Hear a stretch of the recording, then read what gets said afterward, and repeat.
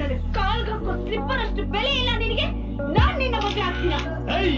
ನೀನ್ ನಿಮ್ಮ ಅಪ್ಪನ ಮಗ ಆಗ್ತಾ ಇದ್ದಿದ್ರೆ ನಾನು ಹಾಕೋ ಹವಾಯಿ ಸ್ಲಿಪ್ಪರ್ಗಳು ವ್ಯಾಲ್ಯೂ ನಿಂಗೆ ಇರ್ತಿರ್ಲಿಲ್ಲ. ಈಗ ನಾನು ಹೇಳ್ತಿರೋದು ಹಸ್ಬೆಂಡ್ ಅಂಡ್ ವೈಫ್ ಇಬ್ಬರಿಗೂ ಸಹ ಅನ್ವಯಿಸುತ್ತೆ. ಹಸ್ಬೆಂಡ್ ಆಗಿರ್ಲಿ ವೈಫ್ ಆಗಿರ್ಲಿ, ನೀವ್ ಯಾವುದೇ ಒಬ್ಬ ನಾರ್ಸಿಸ್ಟ್ ವ್ಯಕ್ತಿನ ಮದುವೆ ಆಗಿದ್ದೀರಿ ಅನ್ನೋದಾದ್ರೆ, ಬೇಸಿಕಲಿ ನಿಮ್ಗೆ ಒಂದು ಮೆಂಟಲ್ ಟಾರ್ಚರ್, ಫಿಸಿಕಲ್ ಕ್ರೂಯಲ್ಟಿನ ಅನುಭವಿಸ್ತಿದ್ದೀರಿ ಅನ್ನೋದಾದ್ರೆ ಈ ಕೆಲಸನ ಮಾಡಿ. ಕೋರ್ಟ್ ಯಾವುದೇ ಕಾರಣಕ್ಕೂ ಅವರ ನಾರ್ಸಿಸ್ಟ್ ಬಿಹೇವಿಯರ್ ನ ಪ್ರೂವ್ ಮಾಡಿ ಅನ್ನೋದು ಅವರ ಬಿಹೇವಿಯರ್ ಪ್ಯಾಟರ್ನ್ ಅಥವಾ ಅವ್ರು ಏನ್ ಮಾಡಿದ್ದಾರೆ ಅನ್ನೋದನ್ನ, ಆ ಸರ್ಕಮ್ಸ್ಟಾನ್ಸಸ್ ನ ನೀವು ಪ್ರೂವ್ ಮಾಡ್ಬೇಕಾಗಿರುತ್ತೆ ಆ ವ್ಯಕ್ತಿ ನಾರ್ಸಿಸ್ಟ್ ಅಂತ ತೋರಿಸೋದಕ್ಕೆ. ದಟ್ ಇಸ್ ನಿಮ್ಗೆ ಮಾಡಿದಂತ ವಾಟ್ಸ್ಆಪ್ ಚಾಟ್ ಆಗಿರಬಹುದು, ಕಾಲ್ ಅಲ್ಲಿ ಬೈಯೋದಾಗಿರ್ಬಹುದು, ಅಥವಾ ಮನೆಯಲ್ಲಿ ನಿಮ್ಗೆ ಏನಾದ್ರು ಹೀಯಾಳ್ಸೋದಾಗಿರಬಹುದು, ನಿಮಗೆ ನೀವು ಪಬ್ಲಿಕ್ ಆಗಿ ಅನುಭವಿಸ್ತಿರುವಂತ ಶೇಮ್ ಆಗಿರಬಹುದು, ಪ್ರತಿಯೊಂದನ್ನು ಸಹ ನೀವು ಡಾಕ್ಯುಮೆಂಟ್ ಮಾಡ್ಕೊಳ್ಳೇಬೇಕಾಗತ್ತೆ.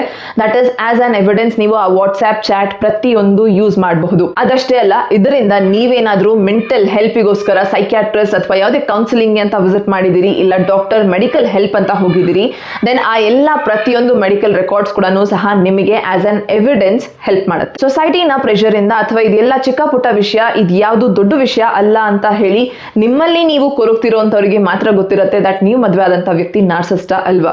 ಸೊ ನೀವು ನಿಮ್ಮ ಜೀವನ ಕಂಟಿನ್ಯೂ ಮಾಡಬೇಕು ಅಲ್ವಾ ಅನ್ನೋದು ನಿಮ್ಮ ಡಿಸಿಷನ್ ಆಗಿರುತ್ತೆ. ಅಂಡ್ ಈ ಸ್ಟೆಪ್ ಹಸ್ಬೆಂಡ್ ಹಾಗೂ ವೈಫ್ ಇಬ್ರು ಸಹ ತಗೊಳ್ಬಹುದು.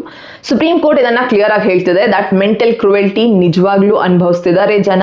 Mental cruelty is for real ಅನ್ನೋದು. ಸೊ ಹಾಗಾಗಿ ಇದು ಸುಪ್ರೀಂ ಕೋರ್ಟ್ ಏನೇ ಹೇಳಿರೋದು ದಟ್ ನೀವು ಮೆಂಟಲ್ ಕ್ರೂಯಲ್ಟಿನ ಅವರ ಬಿಹೇವಿಯರ್ ಪ್ಯಾಟರ್ನ್ ಹೇಗೆಲ್ಲ ನಿಮ್ ಜೊತೆ ನಡ್ಕೊಂಡಿದ್ದಾರೆ ಅನ್ನೋದನ್ನ through proofs of those instances ನೀವು ಪ್ರೂವ್ ಮಾಡಬಹುದು ಕೋರ್ಟ್ ಅಲ್ಲಿ ಅನ್ನೋದು.